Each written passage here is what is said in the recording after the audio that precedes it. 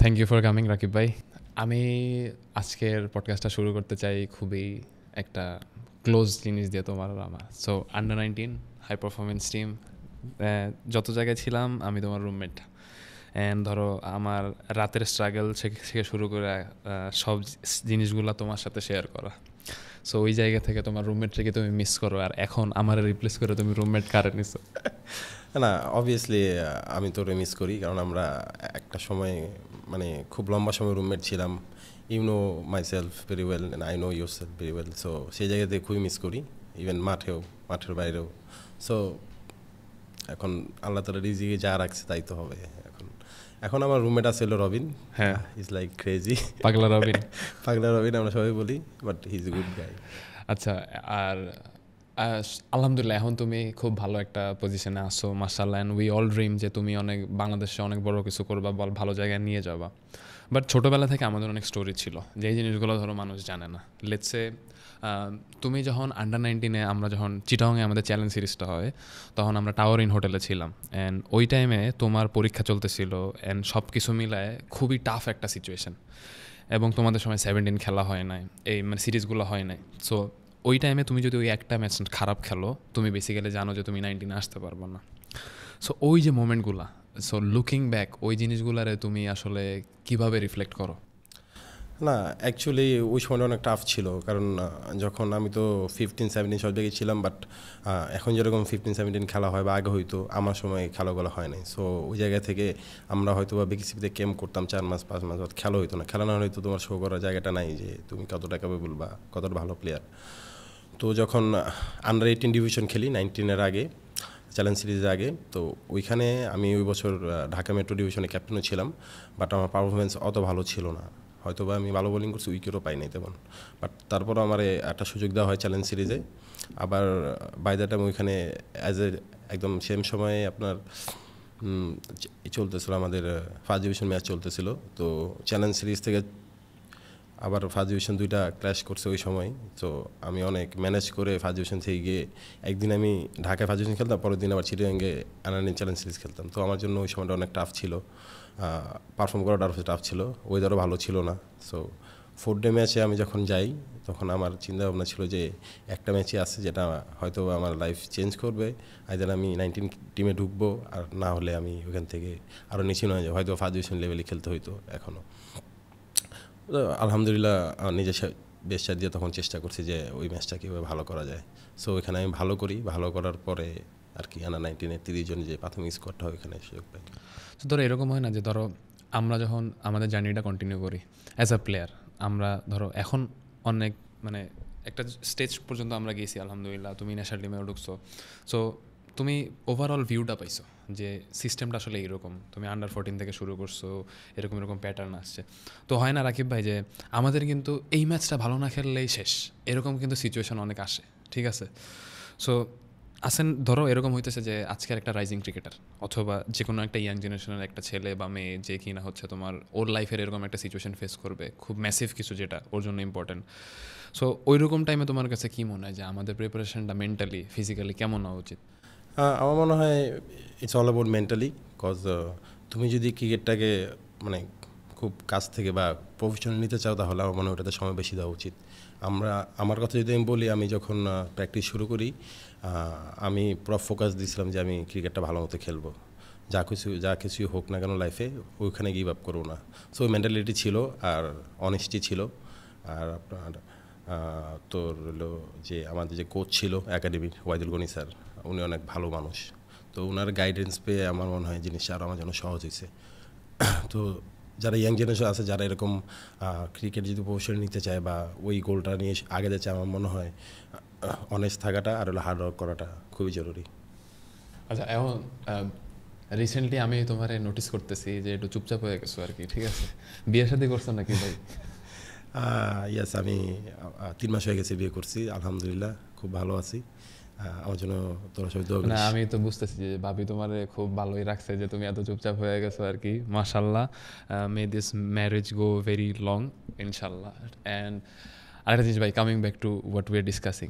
তো ধরো আমি আর তুমি হচ্ছে 2টা আন্ডার 19 ওয়ার্ল্ড কাপে একসাথে ছিলাম, সো একটাতে আমরা ভালো করছি, আমরা চ্যাম্পিয়ন হয়েছি, আবার একটাতে তুমি ক্যাপ্টেন ছিলে, আমি ভাইস ক্যাপ্টেন ছিলাম, আমরা খারাপ করছি। মানে আমরা পাহাড়ের উঁচু এবং পাহাড়ের নিচু দুই জায়গাটাই দেখছি।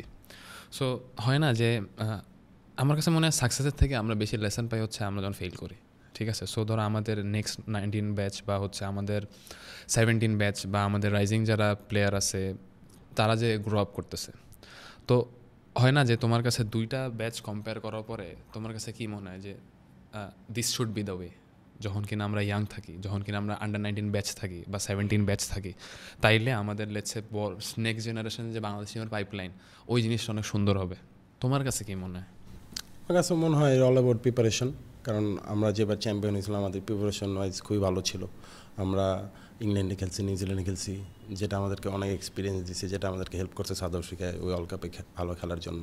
আবার যদি ধর নেক্সট ওয়ার্ল্ড কাপটা আমরা যখন তুই আর আমি খেললাম, ওখানে কিন্তু করোনার একটা বড় গ্যাপ ছিল, আমরা ওরকম খেলতেও পারি নাই, প্রিপারেশন ওয়াইজ ওরকম ছিল না। সো আর মানুষ ফেল না করলে অ্যাকচুয়ালি সাকসেসে ধরা পড়ে না। তুই যদি ওভারঅল একটা প্লেয়ারের বা গ্রেট প্লেয়ারের পুরা কেরিয়ার ঘাটোস বা দেখোস, তো দেখবি যে ওনার ফেলিওরই বেশি, সাকসেস 30% 40%, তাও লিজেন্ড। সো আমার মনে হয় মানুষের যে লক্ষ্য যে প্রফেশনে থাকুক না কেন, আমার মনে হয় যে সবসময় পজিটিভ থাকা উচিত সব বিষয়ে। পজিটিভ থাকলে হয় কি, তখন তোমার বডি ব্রেন সব পজিটিভ, ভিতর থেকে যে ইগুলো আছে পজিটিভ, কী বলে এটাকে, অ্যাক্টিভিটিসগুলোই বেশি কাজে দেয় প্রফেশনাল ক্ষেত্রে। সো আমি মনে করি সব ক্ষেত্রে পজিটিভ থাকাটা জরুরি। হ্যাঁ, আর ধরো আমি আর একটা জিনিস নোটিস করছি, ঠিক আছে, যে তুমি যখন আমাদের মানে ছোটোবেলা থেকেই তুমি অলওয়েজ ধরো কনসিস্টেন্টলি পারফর্ম করে আসতেছো, আলহামদুলিল্লাহ। সো ভাই মাঝে মাঝে টিম কম্বিনেশনের জন্য এরকম হয়, মাঝে মাঝে আবার এরকম হয় যে লেটসে কেন যে হয়েছে জিনিসটা আমরা কেউ জানি না, ঠিক আছে? সো আমি এটা ডিটেলসে যাবো না, বাট ধরো হয় না যে তুমি বারবার ভালো খেলতেছো অ্যান্ড তোমার একটা জায়গায় থাকার কথা, তুমি ডিজার্ভ করো, তুমি জানো, বাট সেটা হইতেছে না। বাট স্টিল এই যে ক্রিকেটের প্রতি ভালোবাসা, তারপরে ধরো ছোটোবেলা থেকে ক্রিকেটের সাথে আমাদের আগলে রাখা যে স্টোরি, ওই জায়গা থেকে ডে ইন অ্যান্ড আউট তুমি তোমার কাজটা করে যাইতেছো। সো যখন কি না তুমি পারফর্ম করো অ্যান্ড তুমি যেইখানে থাকার ডিজার্ভ করো ওই সব জায়গায় তুমি থাকো না, ওই মোমেন্টগুলোতে তুমি নিজের সেলফ টকগুলো যে করো না, ওইভাবে তুমি কেমনে নিজের কী করো ওই জিনিসগুলো? আমি অ্যাকচুয়ালি এত ডিপ চিন্তা করি না। আমি ছোটোবেলা থেকে যখন আমি ক্রিকেটে ঢুকি, একটা স্টোরি বলি ছোটো। আমি কিন্তু স্কুলে যাইতে এত পছন্দ করতাম, পড়াশোনা পছন্দ করতাম, তো ওইটা অ্যাভয়েড করার জন্য আমি ক্রিকেট প্র্যাকটিস শুরু করি, খেলা শুরু করি। তারপরে যদি দেখলাম যে না, যে ভালো লাগতেছে, এনজয় করতেছি, পরে আস্তে আস্তে সেটাকে আমি প্রফেশনালি মানে সিরিয়াস নেওয়া শুরু করলাম। বাট যখন আমি এই যে আন্ডার 19 খেলার পর এইচপি টিম, এ টিম যেগুলো আমি খেলছি, উইমেন লিগ, আমি খেলার আগে এত চিন্তা করি না। আমি চিন্তা করি রিজিক জিনিসটা আমি অনেক বিশ্বাস করি। কারণ আমি যখন কোনো টিমের জন্য খেলি, আমার চিন্তাই থাকে যে দে পেইড মি, খেলার জন্য টাকা দেয়, সো আমার একটা রেসপন্সিবিলিটিস আছে, ওই আশা করাই তো আমাকে নেয়। সো আমি চিন্তা করি যে আমার ওই টিমের জন্য বেস্ট পারফরমেন্স আমি কীভাবে করবো। আমি চিন্তা করি না যে আমি টুর্নামেন্ট খেলে ন্যাশনাল টিমে খেলে ফেলবো বা এন তেন। কারণ ন্যাশনাল টিমে খেলার জন্য যারা আছে সিলেকশন কমিটি বা যারাই আছে, এটা তাদের কল। আমার কাজ হলো যে টিমেরও খেলতেছি তাদের সেরাটা দেওয়া। আর আমি কখনোই ওভার থিঙ্ক করি না, কারণ খারাপ ভালো মিলেই জীবন চলে, খেলার মাঠও দেয়। সো আমি এত কিছু চিন্তা করি না, আমি আমার ওইতে থাকি, দ্যাটস ইট। অ্যান্ড আমার কাছে মনে হয় যে তুমি খেলাটার অনেক এনজয় করো ভাই, ঠিক আছে? সো ধরো মাঠের ভিতরে হোক বাইরে হোক, তো মাঠের বাইরের জিনিসগুলো আমি শেয়ার না করি, বাট আলহামদুলিল্লাহ তুমি এই জিনিসগুলোর অনেক এনজয় করো। বাট ভাই আমি তোমারে হচ্ছে যখন আমরা জামালপুরে 14 ডিভিশন খেলতে, তোমার মনে আছে কি না? আমি অনেক ছোট ছিলাম, খুলনা ছিলাম তখন, বাট একটা হাইপ ছিল তখন থেকে যে মেট্রোতে একটা লেফট আর্ম আছে রাকিবুল নামে ভাই, ঠিক আছে? তো রাকিব ভাই, তুমি যখন তোমার ক্যারিয়ারটা স্টার্ট করছো, আমরা জানি যে তুমি ফ্যামিলি থেকে বলো, ফাইন্যান্সিয়ালি কিংবা যে জার্নিটা তোমার, ওই জিনিসটা আসলে তোমার সেলফ মেড, ঠিক আছে? তো অ্যান্ড আলহামদুলিল্লাহ ধরো আমাদের এরকম একটা বড় ভাই আছে যারা আমরা দেখি, ইন্সপায়ার হই, ঠিক আছে? যে রাকিব ভাইয়ের স্টোরিটা যেভাবে তুমি নিজের করছো, এখন মাশাআল্লাহ ধরো যে তোমার ফ্যামিলি মেনটেনেন্স, তোমার ক্রিকেট খেলা, and you got married recently, সব কিছু মিলে তুমি একটা রাকিবুল ছিলা ছোটোবেলায়, অ্যান্ড এখন একটা জায়গায় আসছো, বুঝছো? সো তুমি কিন্তু লাইফের দুইটা স্পেকট্রামেরই কোনা দেখছো। সো এখন যদি আমি তোমারে বলি যে আজকে তুমি যেখানে আসছো, লুকিং ব্যাক তুমি যেইখানে ছিলা, এই দুইটা জিনিসে ধরো তুমি যদি এখন আবার ওই শুরুর জায়গা থেকে শুরু করতে ওই রাকিবুল হিসেবে, তুমি কেমনে স্টার্ট করতে? এখন আমি যে গেছি সেটার জন্য আলহামদুলিল্লাহ আল্লাহ কাছে শুক্রিয়া জ্ঞাপন করি সবসময়। বাট তুই যেটা বললে আমি যদি আবার সেখানে ব্যাক যাই তো আমার মনে হয় আরও অনেক ভালোভাবে শুরু করা যাইতো আমার মনে হয়, কারণ এখন তো পাস করে ফেলছি। বাট আমার মনে হয় আরও সুন্দর করে আরও গুছায় করা যেত। এখন তো সময় যাওয়ার পর এক্সপিরিয়েন্স হওয়ার পর ফিল করি যে আসলে ওই বয়সে ওই জায়গাটা থাকলে এটা করা উচিত ছিল, তাহলে হয়তো বা আমার এখন আরও ভালো হইতো। আল্লাহ যা করে ভালোর জন্যই করে। বাট অনেক কিছুই অনেক ভালো হইতো, অনেক কিছু চেঞ্জ করে শুরু করা যাইতো আমার মনে হয়। তারপরও যতটুকু আসছে যেভাবে আসছি আমার মনে হয় খারাপ না, আলহামদুলিল্লাহ। আমার কাছে যেটা মনে হয়েছে ভাই, আমরা যখন ছোটোবেলায় জার্নিটা শুরু করি, আন্ডার 14 লেভেল হোক, একাডেমি লেভেল হোক, বাবা মাদের ওইরকম হচ্ছে আইডিয়া থাকে না যে এই সিস্টেমটা কীভাবে রান করে। তারা অনেক টেনশন করে কোন একাডেমিতে দিব, কোন কোচের কাছে যাব। তারপরে আমাদের এখন এই খেলাধুলার মার্কেটে মানে ম্যানিপুলেশন অনেক বেশি বাইরে গেছে আর কি, ফেক জিনিসগুলো অনেক বেশি বেড়ে গেছে। তো যারা ছোট, আমার কাছে মনে হয় আমরা ওই ছোটোবেলায় যদি একটা জিনিস চেঞ্জ করতে পারি তাহলে সবাই যে জিনিসটা করতাম যে বেশি প্যারা না নেওয়া, বেশি টেনশন না করা। মেইন জিনিস হইলো তোমার যে কাজটা ওইটা তুমি প্রতিদিন ঠিকমতো করতেছো কিনা। যখন তোমার করতে ইচ্ছা করতেছে না, যখন তোমার করতে ভাল লাগতেছে না, ওই টাইমেই তুমি পুশ করতেছো কিনা। সো ডিফারেন্সটা ওইখানেই মেক করে যে একজনের ভালো লাগে না বলে সে আজকে মাঠে যায় নাই, আর একজন ভালো লাগুক বা না লাগুক সে প্রতিদিন কন্টিনিউ করছে, কষ্টগুলোরে ফেস করছে। সো ওই জায়গাটায় আমার কাছে মনে হয়েছে যে তোমাদের ব্যাচের যখন 15-এ তোমরা পাইলা না, 17-এ তোমরা পাইলা না, তোমরা আসলে হারায় যাওয়ার কথা ভাই, ঠিক আছে। বাট তারপরে তো 19-এ আসার সময় ওইরকম স্টেজ। যাই হোক, অনেক অনেক ইন্সপায়ারিং একটা স্টোরি ভাই। তুমি অলওয়েজ লাইগা ছিলা, ক্রিকেটের পিছনে লাইগা ছিলা। বাট ধরো আমি এখন তোমার কাছে জানতে চাই যে তুমি বাংলাদেশ ন্যাশনাল টিমে খেলছো, সেই সাধারণ সিম্পল রাকিব ঢাকা মেট্রোর, ওইখান থেকে শুরু করে তুমি বাংলাদেশ টিমের ড্রেসিং রুম শেয়ার করছো, এক্সপিরিয়েন্স আছে তোমার। So how is the Bangladesh national cricket team? মানে ওই আমি মাঠের জিনিসটা জিজ্ঞেস করতেছি না ভাই, মানে ওই যে এনভায়রনমেন্টটা। ধরো আমি তো জীবনে খেলি নাই, বা কেউ হয়তো আছে যে স্বপ্ন দেখতেছে খেলার। সো ওই এনভায়রনমেন্টটা কেমন? আমি ন্যাশনাল টিমে ঢোকার আগে তো শুনতাম যে international level is different, dressing room difference, everything is difference. But যখন আমি প্রথম ন্যাশনাল টিমের সুযোগ পাই, আর সেটা ছিল নিউজিল্যান্ড সিরিজ, অ্যাওয়ে সিরিজ, আমি ওয়ান ডে স্কোয়াডের সুযোগ পাই। বাট যখন আমি প্রথম যাই, ড্রেসিং রুমে ঢুকি, তখন মনে হয় যে আসলে একটা ইন্টারন্যাশনাল ভাইবে আছি, মানে it's totally different.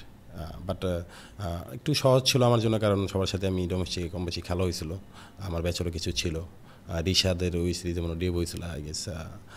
So it's a different feelings আমার মনে হয়।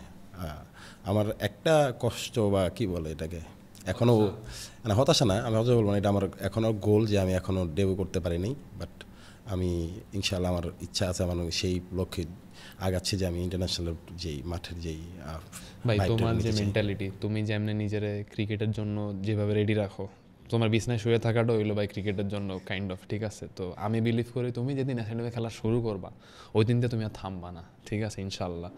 আর ওই একটা কথা ছিল আমাদের, মেবি এটা সৌরভ ভাই বলছিল নাকি কে, আমার ঠিক মনে নাই, যে তুমি কত আগে ঢুকলা এটা ফ্যাক্ট না, তুমি ঢুকার পরে কতদিন সারভাইভ করলা, এইটা হচ্ছে মেইন ব্যাপার। সো ইয়া, সো রাকিবুল ভাই, এখন ধরো তুমি লেটসে আজকে বাংলাদেশ ন্যাশনাল টিমে খেলতেছো, তুমি ম্যাচ খেললা, ঠিক আছে, অ্যান্ড বা তুমি খেলো নাই, ঠিক আছে, তুমি ন্যাশনাল টিমে আসো লেটসে। বাট আমাদের দেশে একটা জায়গা আছে যেই জায়গাটায় অ্যাজ আ প্লেয়ার, আমি যতদিন বিসিবিতে ছিলাম আমি এই জিনিসটা জানি, আমাদের পেস বোলিং কোচ আসে বিদেশি, আমাদের ব্যাটিং কোচ আসে বিদেশি, আমাদের হেড কোচ হয় বিদেশি, বাট স্পিন ডিপার্টমেন্টটা কেন জানি একটু নেগলেক্টেড থাকে, ঠিক আছে। স্পেশালাইজ কোচটা এরকম থাকে না, তোমরা পাও নাই, ঠিক আছে। সো এখন ধরো একটা একাডেমি লেভেলের ছেলে আছে যে স্পিনার, ঠিক আছে, তাহলে ও তো পাইই না, ওর কাছে তো রাইট ইনফরমেশনগুলো নাই। তো তোমরা এমন কী হয়েছে, ধরো তুমি যখন 19-এ ছিলা তখনও আমাদের কিন্তু 2020 সালে স্পিন কোচ নাই, নাভিদ স্যার তোমার সাথে কথা কইতো স্পিন বোলিং নেয়। ধরো তোমরা ফ্রি হইলে সোহেল স্যারের কাছে যাও, তো সোহেল স্যার একা কতজনরে দেখবে, ঠিক আছে। সো এই যে ম্যানেজগুলা তোমরা কেউ না থাকার পরেও কেমনে করছো? এখানে আমি একটা কথা বলতে চাই যে আমরা যেন অস্ট্রেলিয়া, ইংল্যান্ড, ইন্ডিয়ান প্লেয়ার যেভাবে ফ্যাসিলিটিস পায়, আমাদের প্লেয়ার যদি ওইভাবে ফ্যাসিলিটি পাইতো আমার মনে হয় আমরা ওদেরকে ছাড়া যেতাম। এই জায়গায় আমরা অনেক একটু, আমার মনে হয় পার্সোনালি আমরা একটু পিছিয়ে আছি। আমাদের যদি ওই ফ্যাসিলিটিসটা দেওয়া হয় আমরা অনেক ভালো করবো, এটা আমার বিশ্বাস। সো দেখ আমি 19-এও স্পিন কোচ পাই নাই, এইচপিতে প্রথম 4 বছর পাইনি, এই বছর একটা স্পিন কোচ আসছে আরশাদ খান। সো ও ভালো আছে, ওর সাথে কাজ করতেছি, ভালো লাগতেছে, এনজয় করতেছি, অনেক কিছু শিখতেছি। বাট যে আমার মনে হয় যে 4 বছর আমি স্পিন কোচ পাই নাই, ওই 4 বছর যদি আমি 2 বছর বা 3 বছরও কোচ পাইতাম তাহলে হয়তো বা আমার বোলিং আরও বেশি ভেরিয়েশন আসতো, আরও আমার মনে হয় আমি আরও আগে যেতে পারতাম, হয়তো বা কিছু ফার্স্ট ক্লাস বা লিস্টেতে আরও কিছু উইকেট বেশি পাইতে পারতাম, নিজেকে প্রুভ করতে পারতাম আরও। সো এগুলোতে একটু আফসোস তো থাকি, কারণ সবাই চায় নিজের ইম্প্রুভ করতে। এখন ব্যাটিং পেস বোলিং ডিপার্টমেন্টে সবসময় কোচ থাকে, স্পিন ডিপার্টমেন্টে ওরকমভাবে কেউ করে না। তাও এবছর আমি বিসিবিকে সাধুবাদ জানাই যে এইচপিতে একটা কোচ আসছে এবং কাজ করার সুযোগ হয়েছে। সো সব মিলে আমার মনে হয় যে বললাম ফ্যাসিলিটিটা যদি বাড়ানো হয়, বাংলাদেশ ক্রিকেটের প্লেয়াররা যে স্কিল আছে, যে ওই ফ্যাসিলিটির সাথে স্কিল ম্যাচ আপ হয়, আমার মনে হয় আমরা যে আশায় সবাই আশা করো পুরো দেশবাসী, আমরা প্লেয়াররা সবাই যে আশা করি বড় কোনো মেজর টুর্নামেন্ট জেতার, এটা খুব কাছেই আমার মনে হয়, বিশ্বাস করি। ইনশাল্লাহ ভাই। অ্যান্ড আমি বিশ্বাস করি যে তুমি, আকবর ভাই, তারপরে আমাদের ব্যাচের আরও অনেক যে প্লেয়ার আছে, প্লাস আমাদের ব্যাচের বাইরেও অনেক যে সামনে অনেক প্লেয়ার আছে যারা আসলে আই ফিল লাইক যে বাংলাদেশে অনেক ভালো একটা জায়গায় নিয়ে যাবে। আর আমি এটাও আশা করব যে সিস্টেম আরও গোছানো হোক, কারণ আমার কাছে কেন জানি ভাই মাঝে মাঝে মনে হয় বাংলাদেশের যে মেইন টিম যেটা খেলে, ওইটার বাইরের যে টিম আছে, এইটা যদি প্রপার একটা 11 বানানো হয়, বাংলাদেশ ন্যাশনাল টিম পারবে না। এটা হচ্ছে সত্যি কথা ভাই, ঠিক আছে? এখন যেটাই হোক, মানে অনেক কিছু বললেও বলা যায় না, বলতে হয়ও না, বাট আমার তোমার কাছে আরেকটা জিনিস জানার আছে রাকিব ভাই, সেটা হইলো ফাইন্যান্সিয়াল যে পেইন, ঠিক আছে? সেই জিনিসটা হলো যে ধরো আমি একটা বল কিনতে চাইতেছি, আমার কাছে ওই টাকাটা নাই, অথবা আমি একটা ভালো জুতা কিনতে চাইতেছি, আমার কাছে ওই টাকাটা নাই। একটা প্লেয়ারের ক্যারিয়ারে অথবা নর্মালি একটা হিউম্যান বিংয়ের ক্যারিয়ারে এই জিনিসগুলো হয়, তোমার ক্যারিয়ারের ক্ষেত্রে হয়েছে। বাট এখন আমার কাছে মনে হয় বাংলাদেশে যদি যতগুলো প্লেয়ার আছে, সবার চেয়ে জুতার কালেকশন তোমার হলো সবচেয়ে বেশি, ঠিক আছে? সো ওই যে টাইমে তুমি জিনিসগুলার হচ্ছে মানে স্ট্রাগল করছো, সো ডেফিনেটলি ধরো অনেক পেইনফুল স্টোরিজ থাকে। সো এমন কোনো স্টোরি আছে তোমার যে তুমি একটা জিনিস চাইছিলা আবার তুমি পাও নাই, তখন তুমি একটা থিঙ্কিং করছো যে আমি এমন একটা কিছু করব যে একটা টাইমে জানি আমার এই জিনিসগুলোর অভাব না হয়? না, তুই ঠিক কথাই বলছিস, এরকম ঘটনা আমার আছে। আমি বলি একটা ঘটনা। আমি যখন প্রথম আন্ডার-15 কল আপ হই, সো ওইখানে তো প্রথম একটা চ্যালেঞ্জ সিরিজ হয়, তো ওইখানে খেলার জন্য কাটা দরকার, মানে বুট যেটা স্পাইক্স বলি আমরা, ওটা দরকার ছিল। সো ফিনান্সিয়ালি তো অত ভালো ছিল না। সো তখন আমার মা তার কানের দুল বিক্রি করে আমাকে একটা জুতা কিনে দিয়েছিল, একটা ঘটনা।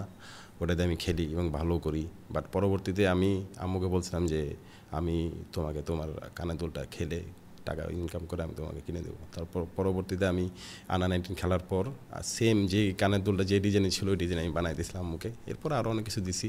সো এটা একটি ছিল। আর আমার একাডেমির কথা যদি বলি, অঙ্কুর ক্রিকেট একাডেমি থেকে আমি ক্রিকেট খেলা শুরু করছি ওয়াইদুল গনি স্যারের কাছে। স্যার আমাকে অনেক হেল্প করছে, ইভেন প্র্যাকটিসে গেলে স্যারে যে বল দিত প্র্যাকটিস করার জন্য, তারপরে ইভেন আমার যাতায়াত ভাড়াও দিত মাঝে মাঝে স্যার। তারপরে জার্সি, ট্রাউজার, ব্যাগ যখন যা লাগতো স্যার নিজ থেকে দিত, মাঝে মাঝে আমি চাইতামও। সো আমি বলবো যে আমি সবসময় বলি কথাটা যে ওয়াইস স্যার কাছে শুরু থেকে প্র্যাকটিস করাটা আমার জন্য একটা ব্লেসিং ছিল। উনি খুবই ভালো মানুষ, তার থেকে অনেক কিছু শিখছি, সুপার অনেস্ট। সো আমার মনে হয় সবার জীবনে এরকম ছোটো বড়ো অনেক ঘটনা আছে। স্ট্রাগল করতে করতেই অ্যাকচুয়ালি মানুষ বড় হয়। আর আমার মনে হয় স্ট্রাগল করাটা, যারা স্ট্রাগলটা করে তারাই আমার মনে হয় লাইফে অনেক সাকসেসফুল হয়। সো এই তো। এখন তুমি লুকিং ব্যাক, এই যে মনে করো আন্টির স্যাক্রিফাইস, স্যারের স্যাক্রিফাইস, তো একজন রাকিবুল ক্রিয়েট করতে গেলে এই মানুষগুলা বা আমাদের যে আশেপাশে যে সারাউন্ডিংসের যে মানুষগুলার রোল, এই জিনিসটা অনেক ইম্পর্টেন্ট থাকে। আমরা একা কখনোই কোনো কিছু অ্যাচিভ করতে পারবো না। তো বাট হয় না ভাই যে তুমি যাদের সাথে মিশতেছো, এই জিনিসটা অনেকটা ডিপেন্ড করে যে তুমি 5 বছর বা 10 বছর পরে কই আসলে থাকবা লাইফে, তুমি কাদের গাইডলাইন নিতেছো। আমার কাছে মনে হয় যে সবার এমন এমন রোল মডেল থাকা উচিত যাদেরকে তারা ট্রাস্ট করে। এখন গ্রোয়িং আপ ধরো পেয়ার সিলেকশন বা ফ্রেন্ড সিলেকশনে আমরা অনেক মিস্টেক করি। তারপরে আমাদের ক্রিকেট বা স্পোর্টসের ফিল্ডে বলো, এইসব ফিল্ডে অনেক যেটা হয়, কেউ একটু খারাপ খেললো ধরো একটা টুর্নামেন্ট, স্বাভাবিকভাবে সে অনেক খারাপ অভ্যাসের ভিতরে ঢুকে যায়, ঠিক আছে? বাট আমরা অলওয়েজ ট্র্যাকে ছিলাম, যেই কারণে ধরো ফেইল করি আমরা বা ভালো কিছু করি না কেন, আমরা কখনো আমরা জাস্ট ক্রিকেটের পিছনে একটা রাস্তার দিকে এরকম ইয়াতে ছিলাম। তো এখন যে জিনিসটা হয় যে let's just about social media, তো সবাই প্র্যাকটিসে যায়, মনে করো নেটের থেকে বেশি আমার কাছে মনে হয় প্লেয়াররা বেশি ইন্টারেস্টেড হইলো একটা 6 মারছে, এটা গান লাগায় ওটা ছেড়ে দিছে ফেসবুকে বা ইউটিউবে, ঠিক আছে। সো তুমি হয়তো ড্রিল করছো, মনে করো স্ট্যান্ডিং পজিশনে, স্ট্যাটিক পজিশনে দাঁড়ায় তুমি ধরো জাস্ট ফিঙ্গার রোটেট করতেছো, তারপরে ওইখান থেকে যে তুমি হচ্ছে বডিটারে সাইড আন রাখা তোমার অ্যালাইনমেন্ট ঠিক আছে কিনা স্পিনে এমনি কাজ করতেছো। আমার তো আসলে সোশ্যাল মিডিয়ায় পোস্ট করার সময় নাই। তোমার কাছে জিনিসটা কি মনে হয় যারা উঠতি বয়সে আছে তারা এই যে শোঅফগুলো করে, মানে এটা আসলে কতখানি জাস্টিফাইড? আমি এটার সাথে তোর সাথে মানে জাস্টিফাইড বলতে কি আমি বলতে চাই, আমার সোশ্যাল মিডিয়ায় ঘাটতে ভালো লাগে, বাট এই ইভেন আমি পার্সোনাল লাইফে অত ছবি টবি আপলোড দিই না, প্রফেশনাল তো কোনো কথাই না। আমি এই পর্যন্ত আমার একটা বল বা একটা ব্যাটিংয়ের ভিডিও আমি আপলোড দিইনি, কারণ আমার কাছে মনে হয় এগুলো করে কী হবে। আমার রিজিক উপর থেকে আসে, আল্লাহ তাআলা রিজিক দিচ্ছে, তো আমার রিজিক যেখানে যেখানে যখন আসবে তখন আমি অটোমেটিক পাবো। আমার কথা হলো চেষ্টা করে যাওয়া, কষ্ট করে যাওয়া অনেস্টলি। সো আমি ওই ক্ষেত্রে আমি সোশ্যাল মিডিয়া অনেক দেখি কী বলতেছে মানুষজন খেলা নিয়ে বা প্লেয়ারদের কীভাবে হয়তো মাঝে মাঝে অনেক খারাপ কথা বলে। সো আমি এগুলো দেখি, বাট আমি কখনোই আমার নিজের পার্সোনাল লাইফ বা প্রফেশনাল লাইফ আমি আপলোড দিই না। আর যারা ইয়াং জেনারেশন তাদেরকে আমি যদি নিজ থেকে বলতে চাই, আমার মনে হয় এগুলো থেকে দূরে থাকা ভালো, যাতে আপলোড দেওয়াটা নিজের কেরিয়ারে ফোকাস করার, যদি প্রফেশন যে প্রফেশনই থাকুক না কেন প্রফেশন নিয়ে ফোকাস করাটা বেশি জরুরি আমার কাছে মনে হয়। তোমার আমি একটু ইন্টারাপ্ট করি, কারণ তুমি এটা খুবই ভালো কথা বলছো। যে জিনিসটা হয়, আমরা যখন ছোটো থাকি, আমরা যখন গ্রোয়িং স্টেজে থাকি, মানুষ আমাদের চারপাশে আমাদের এনভায়রনমেন্টে কী আমাদেরকে বলতেছে, এই জিনিসগুলো আমরা যদি নিজে নাও মানি আমাদেরকে আসলে ইম্প্যাক্ট ফেলে। সো ধরো তুমি আর আমি বড় হইতেছি, আমরা দুজন একটা দিকে ফোকাসড আসতেছি, ধরো তুমি আর আমি বন্ধু, তাহলে আমরা সবসময় ওই দিকে আমরা কেমনে ওই লক্ষ্যটা অ্যাচিভ করবো আমরা ওইগুলো নিয়ে আলাপ করতে থাকবো। আমাদের সবসময় ডিরেকশনটা থাকবে পজিটিভ। তোমার খারাপ দিন গেছে তোমার আমি ইন্সপায়ার করবো, আমার খারাপ দিন আসছে তুমি আমার ইন্সপায়ার করবা, জিনিসটা এইভাবে হয়।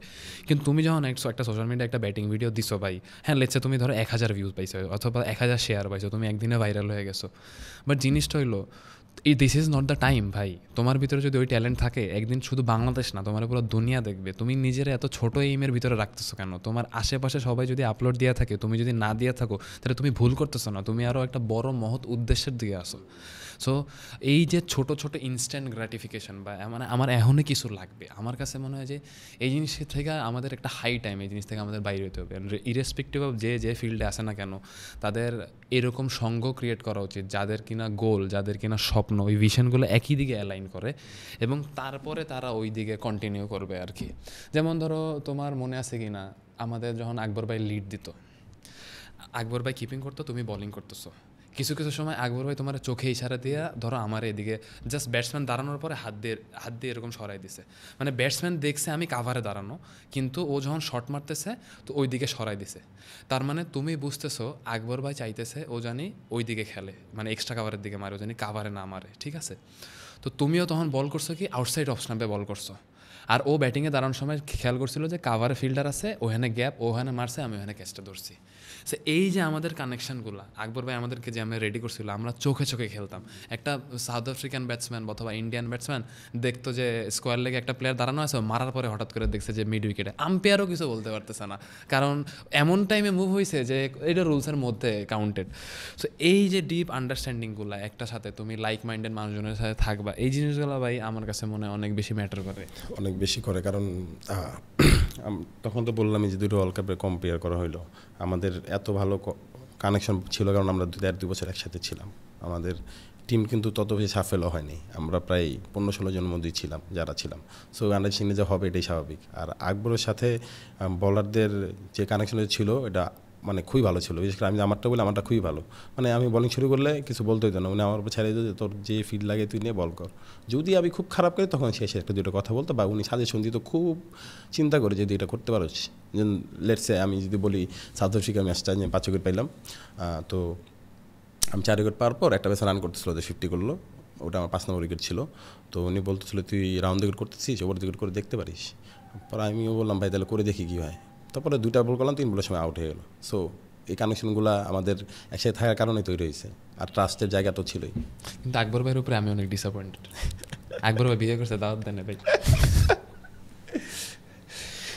আমি জানি না এই পডকাস্ট উনি দেখবে কিনা, ঠিক আছে, বাট দেখবে তোমার দাওয়াত দিছিল ভাই, আমরা কিন্তু খুবই কষ্ট পাইছি আপনার উপরে। আপনি আমাদের ক্যাপ্টেন, আপনি আমাদের লিডার, বিয়েটা করলে আমাকে না জানে, যাই হোক। বাট আমরা আসলে মানে আকবর ভাই লিডারশিপের আন্ডারে যে খেলছি, আমার কাছে মনে হয় আমার লাইফের যতদিন ক্রিকেট খেলছি, আকবর ভাই আমাদেরকে যেমনে রাখছিল, যেমনে টিমটারে ক্রিয়েট করছিল, আমার কাছে মনে হয় আমি লাইফ টাইম তারা আমার লিডার মানবো। মানে যে কোনো দিন আমার যদি কেউ এসে জিজ্ঞেস করে তুমি কি মনে করো বাংলাদেশ কোনো দিন বিশ্বকাপ জিতবে, সেটা কার দ্বারা সম্ভব, ওটা ডেফিনেটলি আমি একবারে বলে দিতে পারবো যে এটা আকবর আলী।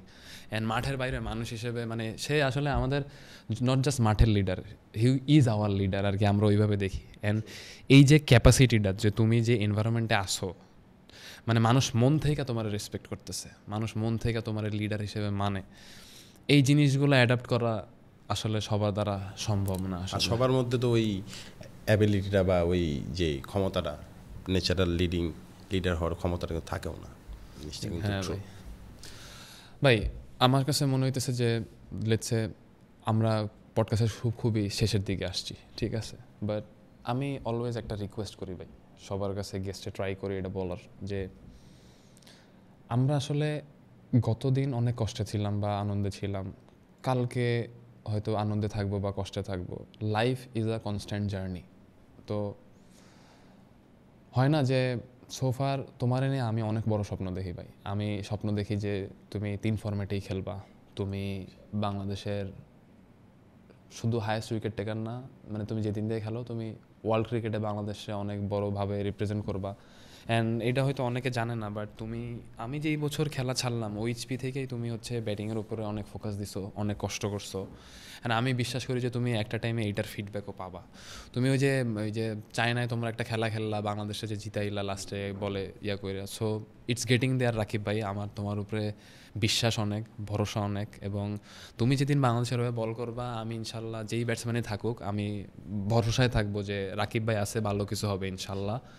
সো তুমি ওই রকম যাই হোক না কেন, আমার তোমার কাছে অনুরোধ থাকবে যে তুমি যেমনে বড় হইছো, যেভাবে তুমি আগাইছো, তুমি যে ডেডিকেশনটা ক্রিকেটের প্রতি দিচ্ছ ওইটা তুমি কন্টিনিউ করবা। অ্যান্ড আমি চাবো যে শোটা তোমার কাছ থেকে শেষ হোক। অ্যান্ড তুমি, আমার টার্গেট থাকে এই যে এপিসোডগুলো আমি করি, এটা হচ্ছে বাংলাদেশের ইয়াং জেনারেশনের জন্য আমার টার্গেট থাকে যে ওই মেসেজগুলো যাতে ওরা পায়। মানে ছোট ছোট জিনিস ভাই, হয় না যে হইতে পারে এখন এই মুহূর্তে আমাদের এই পডকাস্টটা যে দেখতেছে তার হয়তো লাইফের অনেক খারাপ একটা মোমেন্ট যাইতে পারে, বুঝছো? সো আমরা আমাদের টাইমে মনে হয়েছে আমরা এর জিনিসগুলো পাই নাই। এখন বাংলাদেশের সোশ্যাল মিডিয়ায় হচ্ছে সব কিছু এত বাজে অবস্থায় আছে, মানে এনভায়রনমেন্টটা খুবই বাজে। সো ওই জায়গাতে আমি তোমার যাবো যে তুমি তাদের প্রতি কোনো মেসেজ রাইখা আমারে একটা রিকোয়েস্ট থাকবে যে এই পডকাস্টটা তুমি শেষ করো।